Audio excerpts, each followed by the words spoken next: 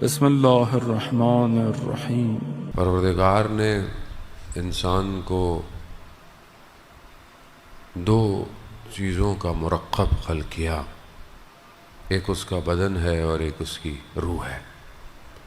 ایک کا تعلق مادے سے ہے اور ایک کا تعلق مجردات یعنی دوسرے عالم سے ہے، مگر دونوں کے کمبینیشن کو حیات کہتے ہیں۔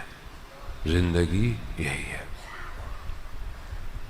روح بدن سے نکل جائے تو انسان مردہ ہو جاتا ہے، اور روح بدن میں آئے تو ہی زندگی کاؤنٹ کی جاتی ہے۔ خدا نے اس لطیف سی چیز کو انسان کی صرف اس ظاہری زندگی کو نہیں بلکہ اس کی تمام عالم میں زندگی کو روح ڈرائیو کرتی ہے، روح لے کے جاتی ہے۔ دوسرے عالم میں جو حساب کتاب ہے اس بدن کا نہیں ہے۔ یہ بدن دوبارہ آئے گا، جل جائے گا، پھر آئے گا، جل جائے گا۔ اصل وہ روح ہے جس کے اوپر بدن آتا رہے گا۔ اسی لیے پروردگار نے زیادہ اہتمام اس روح کی ہدایت کا کیا ہے، روح کہ جو خود امر ربی ہے، جسے کوئی درک نہیں کر سکتا، جسے کوئی پہچان نہیں سکتا۔ روح ایک روح جس کے چند سٹیجز ہیں جس کو ہم سمجھ سکتے ہیں۔ نفس سب سے کم ترین سٹیج ہے اس کا، پھر عقل اس سے اوپر، اور پھر قلب۔ قلب جو ہے وہ اعلیٰ درجہ ہے روح کا۔ یہی چیزوں کی، یہ سارے سافٹ ویئر ہیں، ہارڈ ویئر کوئی نہیں ہے۔ آپ عقل کو کہاں پکڑیں گے؟ نفس کہاں پکڑا جا رہا ہے؟ قلب، یہ والا قلب نہیں ہے، وہ قلب دوسرا ہے۔ وہ یہ سب سافٹ ویئر ہے، اور اللہ نے زیادہ اسی سافٹ ویئر کے لیے اپنے ہادیوں کو بھیجا۔ ہارڈ ویئر تو انسان خود صحیح کر سکتا ہے اور کر بھی رہا ہے۔ اس کو صحیح کرنے کے لیے جو آپ کی قلب جو ہے، آپ کا جو سب سے ایک اعلیٰ درجہ ہے انسان کی روح کا، اس کو ہٹ کرنے کے لیے اللہ نے اپنے کلام کو اتارا، اور اس کلام کو اپنے نبی کے ذریعے سے لوگوں تک پہنچایا۔ وقت زیادہ گزر گیا، میں کافی دیر سے آیا بیٹھا تھا۔ جلدی آ جاؤ تو یہ مسائل ہے، ٹائم پر آؤ تو صحیح رہتا ہے آدمی، لیکن بہرحال وہ بھی محبت ہے ان کی۔ لیکن بہرحال میری مجبوری یہ ہے کہ مجھے یہاں سے پھر کہیں اور بھی جانا ہے، تو بہرحال وقت تھوڑا ہی ہے میرے پاس۔ ایک حدیث کو جو کہ میں نے بہرحال ماہ محرم کے پہلے عشرے میں خراسان میں سرسری سی بیان کی۔ ابھی پنجاب میں تھا تو میں نے 2 مجلسوں میں ایک ہی حدیث پڑھی ہے، لیکن میں تھوڑا سا وقت ہے، اس کا ایک حصہ میں آپ کی خدمت میں عرض کروں۔ پروردگار سورہ نور کی آیت نمبر 36-37 میں پروردگار کہتا ہے کہ ایسے لوگ ہیں کہ جنہیں تجارت، لین دین ذکر سے غافل نہیں کرتی۔ اور آیت جو ہے وہ سٹریٹ کہتی ہے کہ نہ تجارت نہ لین دین انہیں نماز سے، زکوٰۃ سے غافل نہیں کرتا، اور ان کو خوف ہے اس دن سے جس دن آنکھیں اور قلب پلٹ جائیں گے۔ یعنی کون سا دن ہے وہ؟ قیامت۔ آنکھیں اور قلب پلٹ جائیں گے۔ یہ وہ لوگ ہیں۔ اب یہ لوگ ہیں، کوئی نہ کوئی تو لوگ ہیں جن کا اللہ ذکر کر رہا ہے۔ خدا آگے کہتا ہے کہ میں ان کے لیے جزا بھی ہے، میں جسے جتنا چاہوں رزق دیتا ہوں۔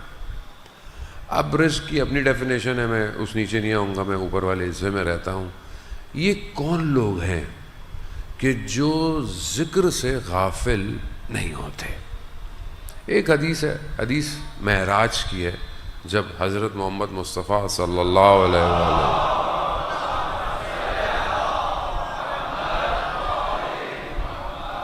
جب رسول خدا معراج پہ گئے، اور معراج کئی دفعہ ایک دفعہ نہیں ہوئی ہے، علامہ طباطبائی بیان کرتے ہیں کہ معراج کئی دفعہ ہوئی ہے، اور یہ معراج فزیکل ہوئی ہے، یعنی فزیکلی گئے ہیں، مطلب صرف یہ نہیں ہے کہ رسول خدا وہیں تھے اور نہیں، ایسا نہیں، رسول خدا فزیکل گئے، اور اس میں بہت ساری چیزیں ہیں،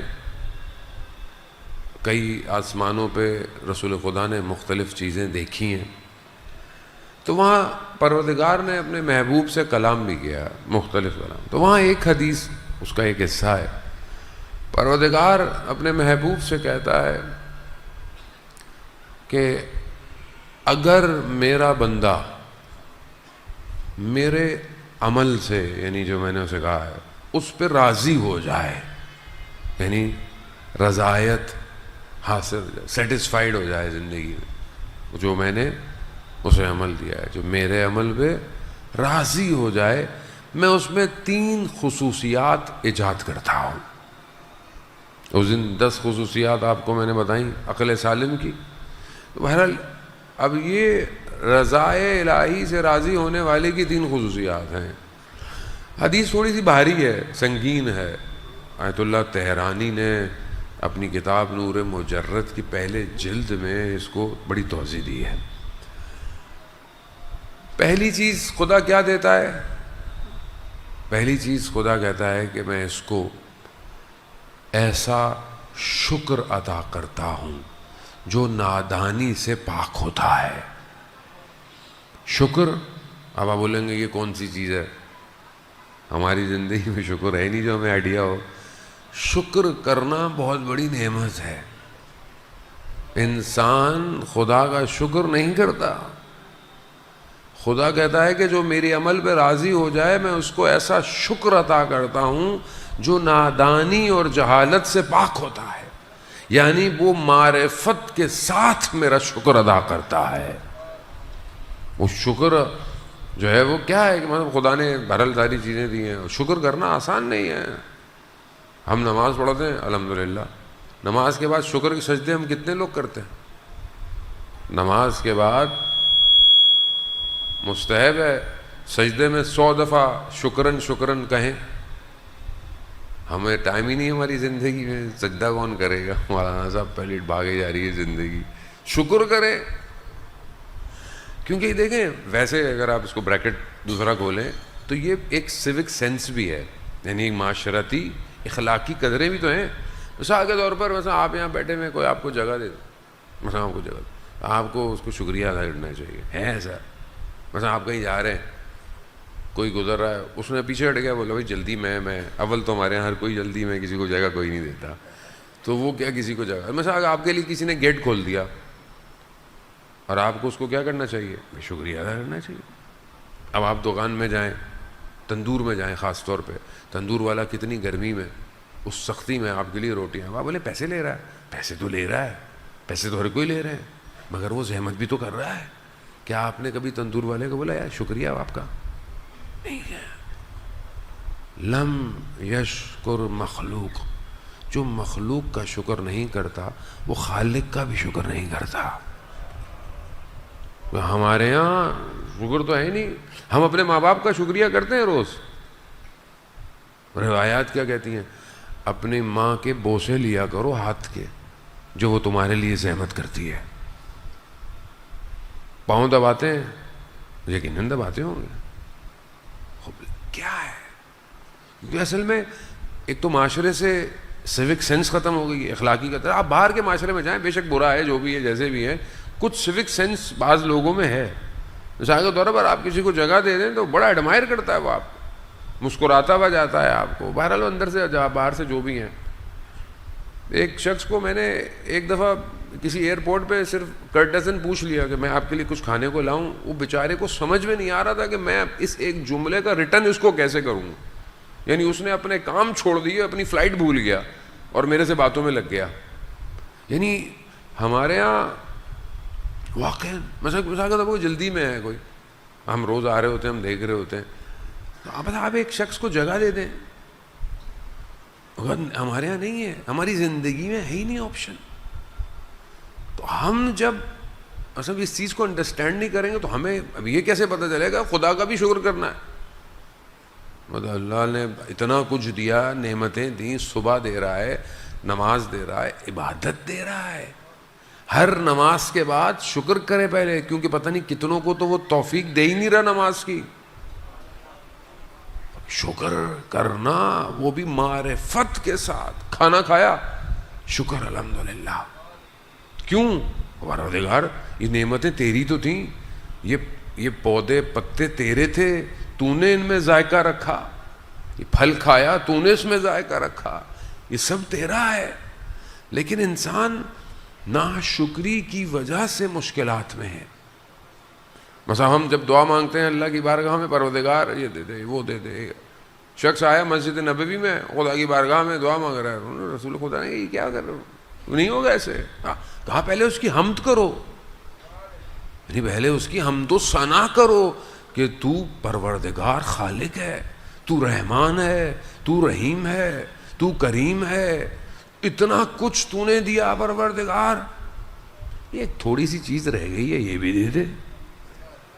طریقہ ہے نا مطلب اس کو مانگنے کا, اس کو ایڈمائر.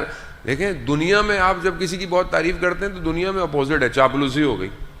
مگر خدا کو ہماری چاپلوسی کی ضرورت ہے نہیں ہے, مگر حمد و ثنا کے لائق ہے وہ.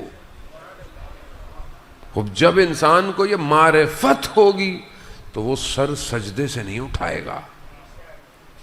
علامہ طباطبائی کے استاد آیت اللہ قاضی طباطبائی کہتے ہیں کہ استاد کے سجدے اتنے طولانی تھے, اور جتنی جس کی معرفت بڑھتی جاتی ہے اس کا سجدہ بڑھتا چلا جاتا ہے. ہمارے سجدے بڑھ رہے ہیں یا گھٹ رہے ہیں؟ آج کل تو دنیا فاسٹ ہو گئی, fast. Chat G P T ہو گیا نا, تھوڑے دنوں میں نماز بھی چیٹ جی پی ٹی ہو جائے گی.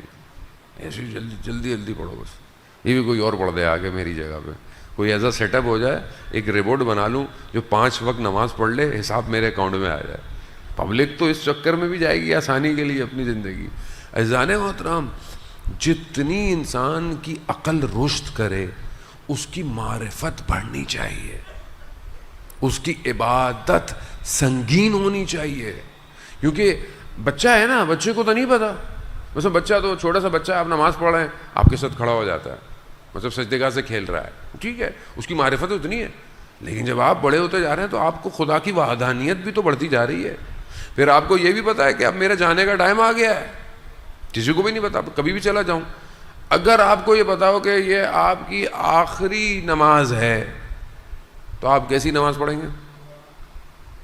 لیکن کیونکہ مجھے یقین ہے کہ میں نے تو مرنا ہی نہیں ہے, یہ معرفت ہوگی تب سجدہ شکر کا ادا ہوگا. جب انسان نعمتوں کو سکین کرے گا تو یہ پہلی چیز ہے کہ جو خدا کے عمل پہ راضی ہو جائے خدا اسے یہ شکر دیتا ہے, اور جو ذرا سا شکر کرتا ہے خدا اس کے لیے اپنے دروازے کھولتا رہتا ہے. کیونکہ بہرحال خدا بھی تو دیکھ رہا ہے کہ یہ بندہ میری ہر نعمت پر شکر کر رہا ہے. مشکل آئی تو بھی شکر کر رہا ہے, نعمت مل گئی تو بھی شکر کر رہا ہے. دیکھیں یہی تو فرق ہے. شخص جو ہے وہ امام جعفر صادق علیہ الصلوۃ والسلام, اللہ صلی علی محمد,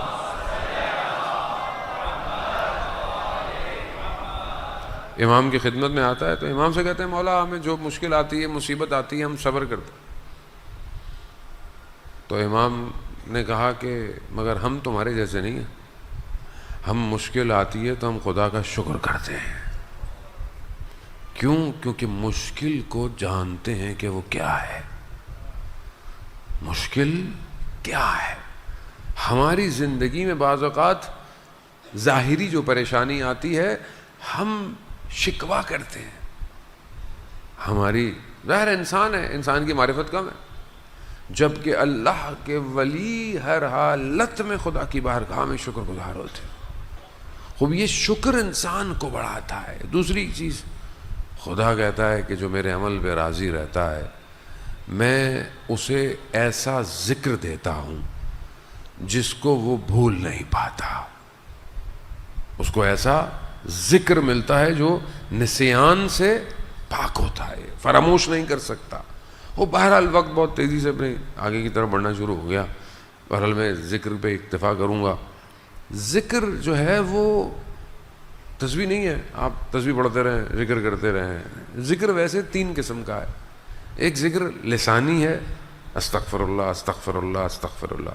ایک ذکر قلبی ہے، قلب ذکر کرے، جو زبان کہہ رہی ہے قلب اس کو ایڈمٹ کرے، دل سے کہے. زبان سے ہاتھ میں تسبیح پکڑی ہوئی ہے، سب دیکھ رہے ہیں استغفر اللہ استغفر اللہ استغفر اللہ استغفر اللہ، یعنی قلب اس کے ساتھ سنک ہی نہیں ہو رہا. ایک ذکر اعضاء و جوارح کا ہے، یعنی کیا؟ یعنی آنکھ بھی استغفار کرے. آنکھ کی استغفار کیا ہے؟ یعنی جہاں گناہ نظر آئے آنکھیں بند ہو جائیں. حالت ذکر تو یہی ہے نا. یہ تھوڑی کہ آپ نے وہ آج کل تو ڈیجیٹل تسبیح لوگوں نے پکڑی ہوئی ہوتی، ٹھک ٹھک ٹھک. پہلے تو وہ ٹھک ٹھک والی آتی تھی. ہم شروع میں جوانی میں جب اللہ نے ہمیں ہدایت دی تو ہم نے سب سے پہلے وہ تسبیح پکڑی جس میں وہ 3 ٹھک ٹھک ٹھک ہوتے تھے. تو ایک دفعہ ایک مرشد کی خدمت میں بیٹھے ہوئے تھے اور ہاتھ میں تسبیح تھی. تو انہوں نے بڑی پیاری بات کی. اس دن سے میں نے تسبیح ہٹا دی. انہوں نے کہا کہ ذکر ایسا کرو جو ایک دفعہ ہو مگر وجود میں جذب ہو جائے. اللہم صلی علی محمد وآلہ. البتہ یہ جو ذکر ہمیں کہا جاتا ہے 70 دفعہ کرو 100 دفعہ، اس کی اپنی ایک خاص اہمیت ہے. اور یہ جو بعض اوقات آپ دیکھتے ہیں ادھر سے میسج آ گیا ادھر سے میسج آ گیا یہ اتنی دفعہ پڑھ لو اتفاق، یہ اوتھنٹک نہیں ہے. اوتھنٹک مفاتی ہے، مفاتی الجنا اوتھنٹک ہے. جو چیزیں ائمہ سے ہیں، ایسے معاشرے میں تو ہر چیز ہی ٹہل رہی ہوتی ہے، یہ اتنی دفعہ پڑھ لو، یہ اتنی دفعہ پڑھ لو، یہ اتنی پڑھ لو. ہر پڑھائی اچھی نہیں ہوتی، کیونکہ بغیر ڈاکٹر سے پوچھے گولی نقصان دہ ہوتی ہے. اس لیے جو بہرحال جو واجب ذکر ہیں وہی کر لیں کم از کم. سب سے بہترین اذکار صبح کی تعقیبات میں، فجر کی نماز پڑھیں ہیں، فجر کی نماز کے بعد تعقیبات نماز فجر ہیں. مفاتی کھولیں، مفاتی کے اندر آپ دیکھیں تو لکھا ہوا ہے یہ 100 دفعہ ہے، یہ 100 دفعہ ہے، یہ 100 دفعہ ہے، یہ 100 دفعہ. خوب، کیونکہ اس ٹائم کو ڈیزائن ایسا کیا گیا ہے کہ اگر آپ اول وقت فجر پڑھیں تو طلوع تک آپ حالت ذکر میں رہیں گے. لیکن یہاں تو فجر پہ ہی تو نیند آتی ہے آدمی کو، اور آدمی پڑھتا بھی ہے تو چلیں بہرحال جتنا بھی ہے تھوڑا تھوڑا انسان جو ہے پڑھتا ہے. اب یہ جو حالت ذکر ہے، اب یہ ایک لیول ہے ذکر کا. اب لیول اور تھوڑا اوپر جائیں. ذکر اصل میں حالت ہے، ایسی حالت ہے جس میں بندہ اپنے آپ کو اپنے رب کے سامنے حاضر سمجھتا ہے. اور جب وہ اپنے آپ کو اپنے رب کے سامنے حاضر سمجھے تو وہ دائم الذکر ہوتا ہے، یعنی ہمیشہ ذکر کی حالت میں. کیونکہ پوری کائنات ذکر کر رہی ہے. یسبح للہ ما فی السماوات و ما فی زمین اور آسمان کیا کر رہی ہے؟ تسبیح پڑھ رہی ہے، ذکر کر رہی ہے. تو جب انسان حاضر ہو جاتا ہے تو یہ سارے اذکار اس کو سنائی دینا شروع ہو جاتے ہیں. اس کا وجود، اس کے آپ کے میرے آرگن ذکر کر رہے ہیں، ہمیں آواز نہیں آ رہی، ذکر کر رہے ہیں وہ. کیونکہ وہ اپنے مالک کو پہچانتے ہیں. ہم اس کے مالک نہیں ہیں، یہ تو ٹیمپریری ہے کہ یہ میرا ہاتھ ہے. یہ ہاتھ میرا تھوڑی ہے. یہ قیامت میں جس کا ہے اس کو گواہی دے گا، سب بتائے گا، سچ بتائے گا، کہاں کہاں گیا، کیسے کیسے گیا. نگاہیں بتائیں گی کہاں کہاں یہ اٹھیں، کہاں کہاں اس نے اٹھایا مجھے. کیونکہ مالک وہ ہے. یہ جو دائم الذکر ہے، یہ کیفیت جب انسان پہ آتی ہے تو انسان آیات الہی کو دیکھتا ہے، اسے اللہ کی نشانیاں نظر آنا شروع ہو جاتی ہیں. کربلا میں جو لوگ تھے وہ دائم الذکر تھے، ان کے بدن کٹ رہے تھے مگر ان کو تکلیف نہیں تھی. کیونکہ وہ اس ذکر کو دیکھ رہے تھے. کون سا ذکر؟ قرآن میں الا بذکر اللہ تو تمہیں آگاہ ہو جاؤ، اللہ کا ذکر دلوں کو اطمینان دیتا ہے۔ چھٹے امام سے پوچھا شخص نے، مولا یہ کون سا ذکر ہے جو دلوں کو اطمینان دیتا ہے؟ امام نے کہا نحنو ذکر اللہ، ہم اللہ کا ذکر ہے۔ کربلا میں کون تھا؟ امام، اللہ کا ذکر۔ اور جو ذکر کو اس کا وجود ٹکڑے ہو جائے، اسے احساس نہیں ہوتا، ظالم ہوتا۔ اب ہم بھی اپنی زندگی میں یہی احساس کریں۔